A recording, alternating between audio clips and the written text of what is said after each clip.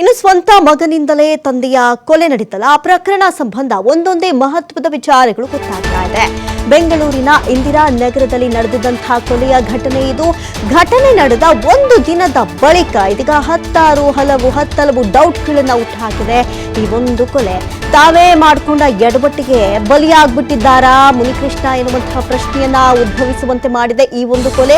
ಮೇಲ್ನೋಟಕ್ಕೆ ಇದು ಆಸ್ತಿಯ ಕಲಹವಾಗಿದ್ರೂ ಸಹ ಹತ್ತಾರು ಅನುಮಾನಗಳು ಹುಟ್ಟುಕೊಂಡಿದೆ. ಯಾಕೆ ಅನ್ನುವಂತಹ ಪ್ರಶ್ನೆ ಇಲ್ಲಿ ಸಹಜವಾಗಿ ಉದ್ಭವವಾಗುತ್ತೆ.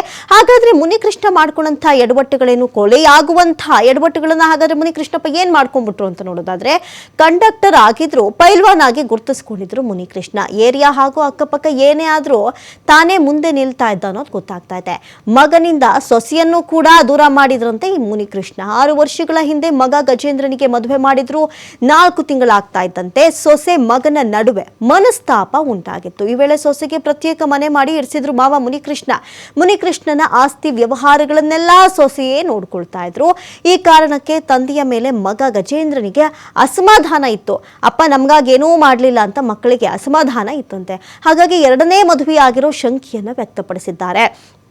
ಜೊತೆಗೆ ಈ ಒಂದು ಶಂಕೆ ಮೇರೆಗೆ ಪತ್ನಿ ಕೂಡ ಅಸಮಾಧಾನ ವ್ಯಕ್ತಪಡಿಸಿದ್ರು. ಇದರಿಂದ ಜಗಳ ಮಾಡಿಕೊಂಡು ಮಕ್ಕಳೊಂದಿಗೆ ಇದ್ದ ಪತ್ನಿ ತನ್ನ ಕೆಲ ಆಸ್ತಿಯನ್ನ ಸೊಸೆ ಮೊಮ್ಮಕ್ಕಳ ಹೆಸರಿಗೆ ಈ ಮುನಿಕೃಷ್ಣಪ್ಪ ಮಾಡಿಕೊಟ್ಬಿಟ್ಟಿದ್ರು.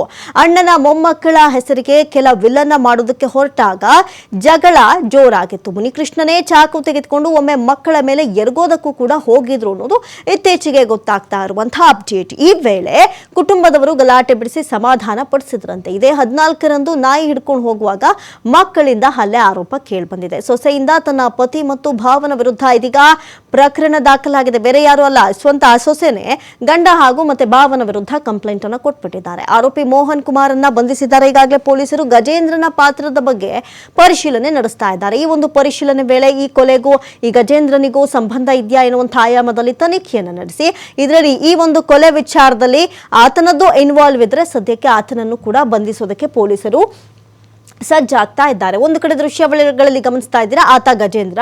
ಈತನ ಪಾತ್ರ ಏನಾದರೂ ಇದ್ರೆ ಆತನನ್ನು ಕೂಡ ಬಂಧಿಸುವಲ್ಲಿ ಪೊಲೀಸರು ಚಿಂತನೆಯನ್ನ ನಡೆಸ್ತಾ ಇದ್ದಾರೆ. ಹಾಗಾದ್ರೆ ಮುನಿಕೃಷ್ಣನ ಎಡವಟ್ಟುಗಳನ್ನ ನೋಡೋದಾದ್ರೆ, ಕಂಡಕ್ಟರ್ ಆಗಿದ್ರು ಕೂಡ ಈತ ಪೈಲ್ವಾನ್ ಆಗಿ ಗುರುತಿಸ್ಕೊಂಡ್ಬಿಟ್ಟಿದ್ದ. ಈ ಮುನಿಕೃಷ್ಣ ಕಂಡಕ್ಟರ್ ಆಗಿದ್ರು, ಪೈಲ್ವಾನ್ ಆಗಿಯೇ ಕಾಣಿಸ್ಕೊಳ್ತಾ ಇದ್ರು. ಅಷ್ಟರ ಮಟ್ಟಿಗೆ ಅವರ ಒಂದು ವ್ಯಕ್ತಿತ್ವ ಇತ್ತು. ಆದ್ರೆ ಏನಾಯ್ತು ಏನು ಅನ್ನುವಂಥ ಹಲವಾರು ಆಯಾಮಗಳಲ್ಲಿ ಪೊಲೀಸರು ತನಿಖೆಯನ್ನು ನಡೆಸ್ತಾ ಇದ್ದಾರೆ. ಇದು ನಡೆದಿರೋದು ಬೆಂಗಳೂರಿನ ಇಂದಿರಾ ನಗರದಲ್ಲಿ ಘಟನೆ ನಡೆದ ಒಂದು ದಿನದ ಬಳಿಕ ಹತ್ತಾರು ಡೌಟ್ಗಳು ಕ್ರಿಯೇಟ್ ಆಗ್ತಾ ಇದೆ. ಮಕ್ಕಳಿಬ್ಬರಿದ್ರು ಕೂಡ ಸೊಸೆಗೆ ಆಸ್ತಿಯನ್ನ ಬರೆದಿದ್ದು ಅವರ ಪ್ರಶ್ನೆ. ಜೊತೆಗೆ ತನ್ನ ಪತ್ನಿ ಅಂದ್ರೆ ಈ ಮುನಿಕೃಷ್ಣಪ್ಪನ ಪತ್ನಿ ಕೂಡ ಇದೇ ವಿಚಾರವಾಗಿ ಒಂದಷ್ಟು ಅನುಮಾನಗಳನ್ನ ವ್ಯಕ್ತಪಡಿಸ್ತಾ ಇದ್ರು. ಸ್ವಂತ ಮಗನಿಂದಲೇ ಸೊಸೆನ ದೂರ ಮಾಡುವಂತಹ ಕೆಲಸಕ್ಕೂ ಮುಂದಾಗಿದ್ರು.